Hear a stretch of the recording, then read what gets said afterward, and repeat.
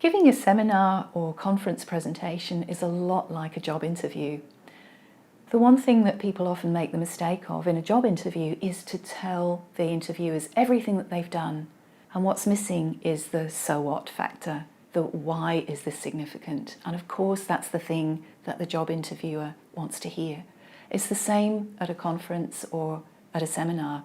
Your audience wants to know the so what. Why they should be interested in it. Why is this important? How is it relevant?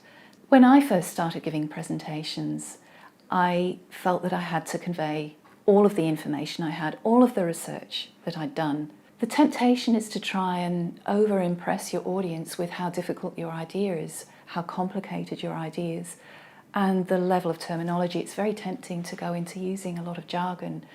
I would really recommend starting in a different place. When I focus on communicating to my audience, rather than trying to just tell them everything I know, then I can do that a lot more efficiently.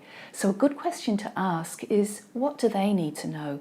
What will they be most interested in knowing? Imagine that you only have 3 minutes to communicate your research, often to a broader audience, so think beyond just a very specialised audience. It will help you to get rid of the jargon and the very dry bits of your research. You want to communicate it in a way that will excite people. What you want to tell them about is what you're doing with it, what you're aiming for, what your big idea is, what excites you about it, why this is important, that so what statement.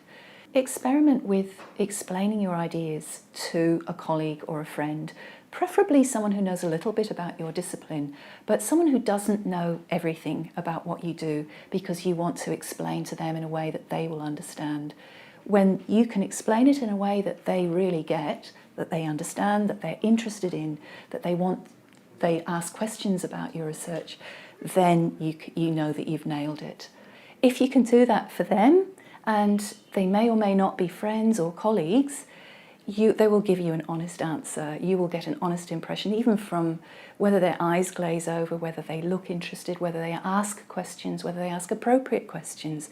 If they're looking confused, it's possible that you may need to provide more detail. If they're looking bored, you're possibly using too much jargon and very dry ideas that you haven't explained fully.